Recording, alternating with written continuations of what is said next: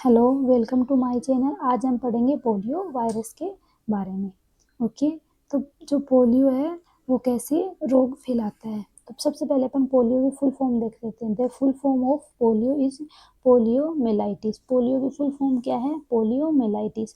अब ये जो पोलियो जो वायरस है वो होता किसके द्वारा है? तो किसके द्वारा होता है? पोलियो रोग किसके द्वारा होता है? पोलियो वायरस के द्वारा होता है। ये पोलियो रोग किसको इफेक्ट करता है? अपने तंत्रिका तंत्र को इफेक्ट करता है, जिससे रोगी को लकवा आ सकता है। और पोलियो की इसीलिए छोटे बच्चों को वैक्सीन दी जाती है और बूंद पिलाई जाती है, 2 बूंद जीवन की। ये पोलियो का क्या है? एक नारा है। ओके, ये बोला जाता है 2 बूंद पोलियो की। ओके,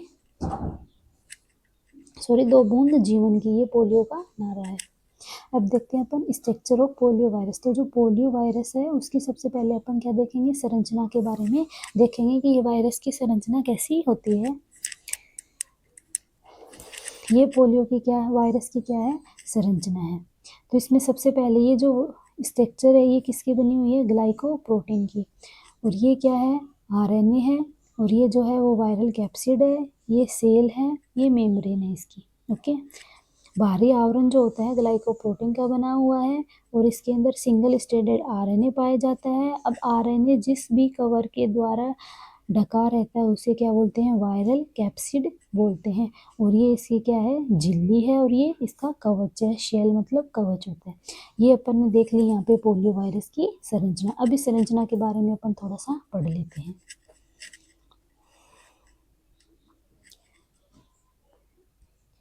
देखिए, यह वायरस 30 नैनोमीटर व्यास का होता है। कितने व्यास का होता है? 30 डायमीटर का होता है। इसमें सिंगल स्ट्रैंडेड आरएनए प्रेजेंट होता है।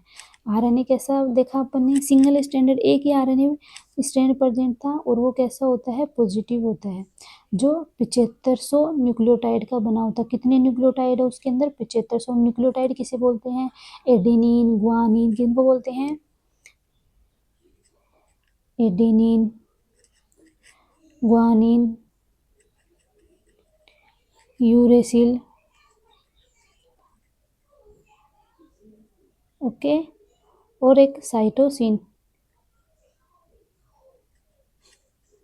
ये क्या है? न्यूक्लियोटाइड होते हैं, जो किसमें प्रेजेंट है? आरएनए के सिंगल स्ट्रैंड में प्रेजेंट है।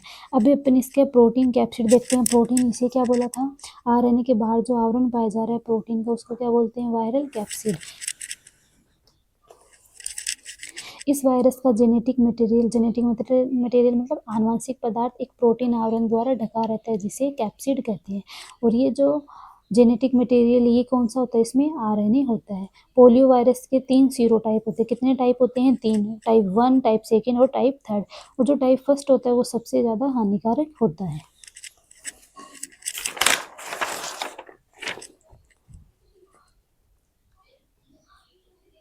फिर अपन देखते हैं सिम्टम्स, लक्षण। मतलब जब रोगी को पोलियो रोग हो जाता है तो उसको लक्षण क्या होते हैं? तो नॉर्मल लक्षण क्या होते हैं? बुखार आना, सिर दर्द होना, गले में खराश, मतली, उल्टी होना, थकान, भूख में कमी, ये सब क्या है? पोलियो के सामान्य लक्षण है। और गंभीर लक्षण क्या होता है? कि लकवा आ जाएगा, क्योंकि पोलियो नर्वस सेल्स को क्या करता है? नुकसान पहुंचाता है। और नर्वस सेल्स को नुकसान पहुंचा देगा तो लकवा आना जाहिर सी बात है। देखिए, इसमें गर्दन और पीठ में अकड़न रहेगी, गहरी मांसपेशियों में दर्द होगी, सांस लेने में कठिनाई होगी, निगलने में कठिनाई होगी, क्योंकि पूरी बॉडी में कौन फैली रहती हैं? नर्वस सेल्स फैली रहती है। मसल्स में भी नर्वस सेल्स होती हैं, तो इसीलिए मसल्स काम करना बंद कर देंगी तो भोजन निकलने में क्या हो जाएगी? कठिनाई हो जाएगी। सांस लेने वाले मांसपेशियों के लकवाग्रस्त होने पर मृत्यु भी हो सकती है। अब देखिए, मांसपेशियां काम नहीं करेंगी तो व्यक्ति की मृत्यु तो होगी। अब जब श्वास लेने वाली मांसपेशियों में क्या आ जाएगा? लकवा आ जाएगा, तो व्यक्ति की मृत्यु तो होनी ही है। अब नेक्स्ट अपन देखेंगे कि फैलता कैसे है ये वाला वायरस। तो मल मौखिक मार्ग द्वारा, मल और एनस और मुंह द्वारा फैल सकता है। दूषित पानी पीने से, भोजन से, संक्रमित व्यक्ति के खांसने, छींकने से निकलने वाली बूंदों के सीधा संपर्क से ये वायरस है, ये दूसरे व्यक्ति में भी फैल सकता है। ओके, इसीलिए छोटे रहते हैं तो बच्चों को पोलियो की वैक्सीन दी जाती है। नेक्स्ट है अपन रोगजनकता, कि ये रोग जनकता है, रोग कैसे फैलाता है मनुष्य में। तो प्रवेश कैसे करेगा ये वायरस? दूषित भोजन के द्वारा एंटर कर जाता है, पानी के सेवन या दूषित सतह को छूने और मुंह से गले व आंतों में प्रवेश करता है। कहाँ प्रवेश कर जाता है? मनुष्य की आंत में, और गले और आंत में जाके ये अपनी संख्या को बढ़ाता है, रेप्लिकेशन करता है, और बढ़ाने के बाद में ये दूसरे अंगों के अंदर पहुंचकर लकवा बना देता है रोगी के अंदर। अब इसमें देखिए मैंने ये डायग्राम बना रखे, इसमें सबसे पहले मैंने क्या दिखाया कि माउथ से इंटर करता है, और माउथ से कहाँ चला जाएगा? स्टोमक में और इंटेस्टाइन में चला जाएगा, आंत्र में चला जाएगा, गट में चला जाएगा, और वहाँ जाके क्या करेगा? ये अपनी संख्या को बढ़ाएगा, और बढ़ाने के बाद में ये बॉडी के अदर ऑर्गन्स में जाता है, और अदर ऑर्गन्स में कौन आ जाएगा? CNS आ जाएगा। इसको बोलते हैं सेंट्रल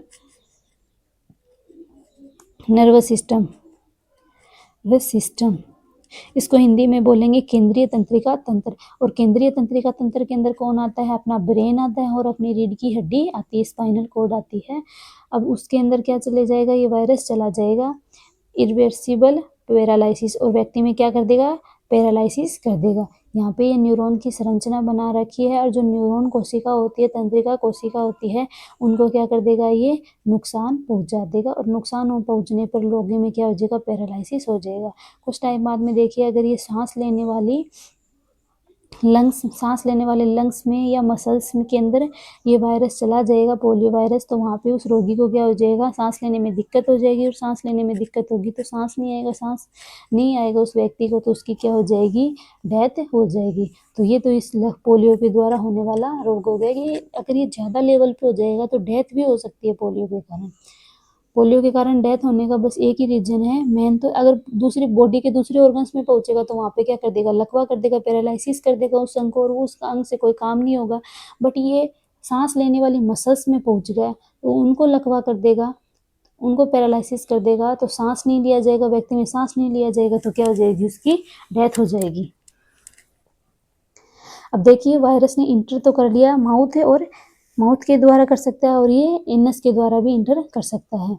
अब देखिए प्रतिकृति कहाँ बनेगा? रेप्लिकेशन कहाँ करेगा? ये अपनी संख्या को कहाँ बढ़ाएगा? वायरस पहले गले व आंतों में प्रवेश करता है, जहाँ ये प्रतिकृति बनाता है। प्रतिकृति का मतलब ये होता है कि रेप्लिकेशन, अपनी संख्या को बढ़ाना। प्रसार देखते हैं अपन, रक्त प्रवाह के माध्यम से वायरस केंद्रीय तंत्रिका तंत्र तक पहुंच सकता है। रक्त प्रवाह मतलब ब्लड में मिलकर ये वायरस कहाँ चला जाएगा? केंद्रीय तंत्रिका तंत्र CNS तक चला जाएगा। तंत्रिका तंत्र में क्या करेगा ये? CNS में वायरस रीढ़ की हड्डी, मस्तिष्क में स्थित मोटर न्यूरॉन्स पर हमला करता है। मोटर न्यूरॉन्स कौन सी कोशिकाओं को बोलते हैं? ये जो न्यूरॉन कोशिकाएं होती हैं, एक तो संदेश लेके जाती है और संदेश वापस लेके आती है, उसको क्या बोलते हैं? मोटर न्यूरॉन्स बोलते हैं। यह न्यूरॉन्स को नष्ट कर देता है, यह मांसपेशियों को नियंत्रित करने वाली तंत्रिका संकेत को बाधित कर देता है। देखिए इसमें क्या होता है, मान लीजिए किसी ने मुझे टच किया, ओके, या फिर मेरे पैर में कांटा चुभ गया, हाथ में गर्म तवे पे लग गया मेरा हाथ, ओके। लगने के बाद में क्या हो जाएगा? यहाँ से जो हाथ लगा है ना, जहाँ पे गर्म लगा है, यहाँ मान लीजिए हाथ पे क्या लग गया? गर्म लग गया, ओके। यहाँ पे लगने पर यहाँ पे क्या फैली हुई? हाथ में तंत्रिका कोशिकाएं फैली हैं। ये तंत्रिका कोशिकाएं सूचनाओं को लेके जाएंगी कि हाथ में क्या लगा है? गर्म लगा है। अब वापस से जो दूसरी तंत्रिका कोशिकाएं आती है, वो क्या बोलेंगी? भाई अपना तुरंत हाथ हटाइए। तो इनको क्या बोलेंगे? वापस जो संदेश को लेके आ रही है उनको बोलते हैं मोटर न्यूरॉन्स।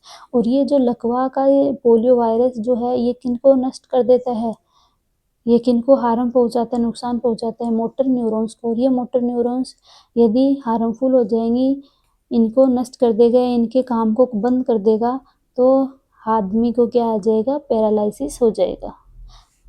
अगर मेरे हाथ में इन मोटर न्यूरॉन्स को क्या कर देता है? ये पैरालिसिस कर देता है, तो मेरा हाथ काम करना बंद कर देगा। तो यहाँ पे अपन ने ये देखा कि ये न्यूरॉन्स को नष्ट कर देता है। कौन सी न्यूरॉन को? मोटर न्यूरॉन्स को नष्ट कर देता है, जिससे मांसपेशियां नियंत्रित करने वाली तंत्रिका संकेत को बाधित कर देता है।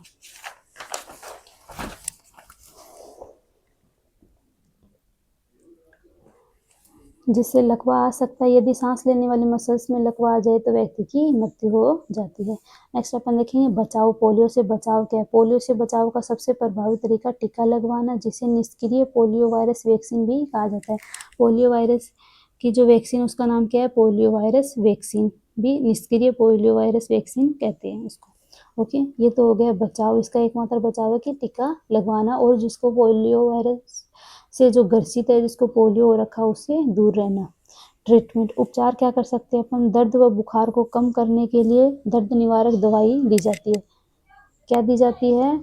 दर्द व बुखार को कम करने के लिए दर्द निवारक दवाई दी जाती है। फिजियोथेरेपी क्या मिलेगी? कमजोर मांसपेशियों के कार्य को बनाए रखने और मांसपेशियों में ऐंठन को कम करने के लिए फिजियोथेरेपी दी जाती है। नेक्स्ट है वेंटिलेटर। यदि सांस लेने में इस्तेमाल होने वाली मांसपेशी कमजोर हो जाती है तो व्यक्ति को सांस लेने में वेंटिलेटर की आवश्यकता होती है। और वेंटिलेटर क्या करेगा? सांस दिलाने में हेल्प करेगा।